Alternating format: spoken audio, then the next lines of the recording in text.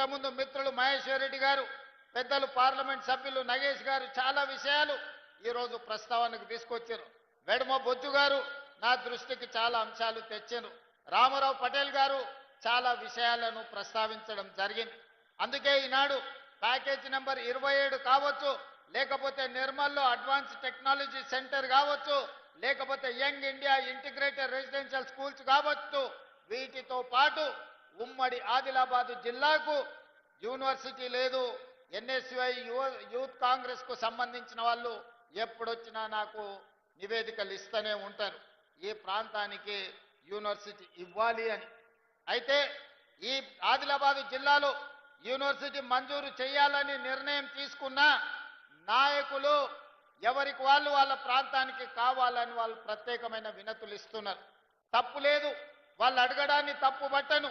వాళ్ళ ప్రాంతానికి యూనివర్సిటీ వస్తే అభివృద్ధి జరుగుతుందని వాళ్ళందరూ ఆశించడాన్ని కూడా నేను ఈరోజు అర్థం చేసుకోగలను.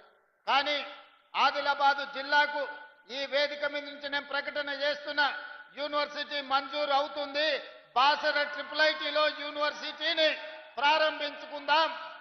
బాసరకు ఒక ప్రత్యేకత ఉంది, చదువుల తల్లి బాసర మందిరం. కానీ ఈరోజు యూనివర్సిటీని కూడా అక్కడ ప్రారంభించుకొని అవసరమైన అభివృద్ధి కార్యక్రమాలను తీసుకొని ముందుకు వెళ్దాం. ఇన్ఛార్జి మంత్రివర్యులు జూపల్లి కృష్ణారావు గారికి నేను సూచన చేస్తున్నా, బాసర ట్రిపుల్ యూనివర్సిటీని ప్రారంభించుకోవడానికి అవసరమైన ఏర్పాట్లు, దానికి సంబంధించిన ప్రణాళికలను సిద్ధం చేయండి. ఈ నిర్ణయం జిల్లా ప్రజలందరికీ సంతోషాన్ని ఇస్తుంది. వివిధ ప్రాంతాలకు ప్రాతినిధ్యం వహించే ఎమ్మెల్యేలకు మా ప్రాంతానికి రాలేదు అని బాధ ఉండొచ్చు. కానీ మీరందరూ అర్థం చేసుకోండి, ఇది వాయిదాలు పెట్టుకుంటూ పోతే మీ ప్రాంతానికి అభివృద్ధి కాదు. అందుకే ఆదిలాబాద్ యూనివర్సిటీ బాసరలో ప్రారంభించుకుందాం. మీరందరూ వేదిక మీద ఉన్న ప్రజాప్రతినిధులందరినీ కూడా సహకరించాల్సిందిగా నేను ఈ సందర్భంగా విజ్ఞప్తి చేస్తున్నా. అదేవిధంగా నిర్మల్ శాసనసభ నియోజకవర్గానికి ఒక అడ్వాన్స్ టెక్నాలజీ సెంటర్ని మనం ఈరోజు మంజూరు చేయాలని అనుకుంటున్నాము. తప్పకుండా మీకు ఏటీసీని ఇస్తాం.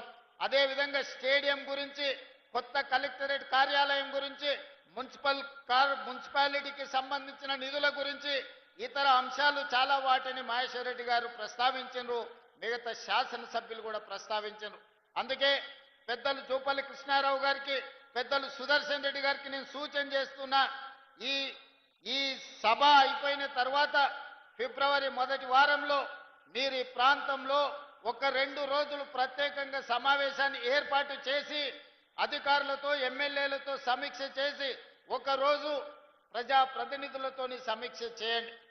2వ రోజు అధికారులతోని ఇది సాధ్యాసాధ్యాల మీద చర్చించి సమీక్ష చేసి భూమి అందుబాటులో ఉందా లేదా వాటి వివరాలతో కూడుకున్న నివేదికను మీరు తీసుకొని రండి.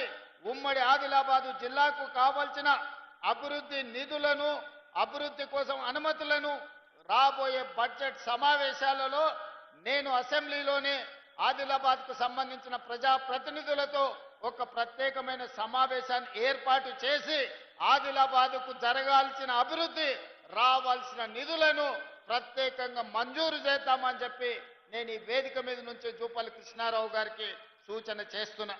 మిత్రులారా, ఆనాడు డాక్టర్ వైఎస్ రాజశేఖర రెడ్డి గారు, శ్రీమతి సోనియా గాంధీ గారి నాయకత్వంలో మొదలుపెట్టిన Pranahita Chevella project, doctor Babasaheb Ambedkar Pranahita Chevella project ఆదిలాబాదుకు 2.5 లక్షల ఎకరాల నీళ్లు ఇవ్వాల్సి ఉండే. కానీ ఏదో ఆలోచన, లేకపోతే అది స్వార్థమా, లేకపోతే ఆలోచనలో ఉన్న లోపమా నాకు తెలీదు. కానీ 1,10,000 కోట్ల రూపాయలు ఖర్చు పెట్టినా ఇంకా 40-50 వేల కోట్ల రూపాయలు ఖర్చు పెట్టాల్సింది ఉన్నా ఆదిలాబాదుకు గోదావరి జలాలు రావడానికి సాధ్యం లేదు. అందుకే ఈనాడు మన ప్రభుత్వం వచ్చిన తర్వాత ఆలోచన చేసినాం, ఆదిలాబాదు రైతాంగానికి నీళ్లు ఇవ్వాలి అంటే తుమ్మిడిహెట్టి దగ్గర ప్రాణహిత చేవెళ్ల ప్రాజెక్టును కట్టాల్సిందే, కట్టి తీరవలసిందే. తుమ్మిడిహెట్టి ప్రాంతంలో ప్రాజెక్టును కట్టి ఆదిలాబాదుకు నీళ్లు ఇవ్వాలని నిర్ణయం తీసుకున్నాం. దానికి సంబంధించిన సర్వేలు జరుగుతున్నాయి, నివేదికలు తయారు అవుతున్నాయి. బడ్జెట్ సమావేశాల లోపు ఉత్తమ్ కుమార్ రెడ్డి గారికి సూచన చేస్తున్నా, ఈ తుమ్మిడేటి దగ్గర నిర్మించాల్సిన ప్రాజెక్టు సంబంధించిన సంపూర్ణమైన నివేదికను తయారు చేయండి. ఆదిలాబాద్ రైతాంగానికి సాగునీరు అందించి ఈ ప్రాంతాన్ని ఆదుకుందాం. తుమ్మిడేటి దగ్గర ప్రాజెక్టు నిర్మించుకుందాం. మనకు రావాల్సిన నీళ్లను ప్రతి చుక్కను మనం ఒడిసి పట్టుకుందామని చెప్పి ఉత్తమ్ కుమార్ రెడ్డి గారికి నేను సూచన చేస్తున్నా. అదేవిధంగా ఎర్ర బస్సే కష్టం. ఆదిలాబాద్ గూడాలలో ఇక్కడుండే పటేళ్లు చాలా మంది వచ్చి నన్ను కలుస్తుంటారు. సార్ మాకు పోవడానికి దారి లేదు, ఆ ఫారెస్ట్ ఆఫీసర్లు ఇల్లు కట్టుకొని ఇస్తలేరు, మా ఊరికి ఎర్ర బస్సు కూడా రావడం లేదని.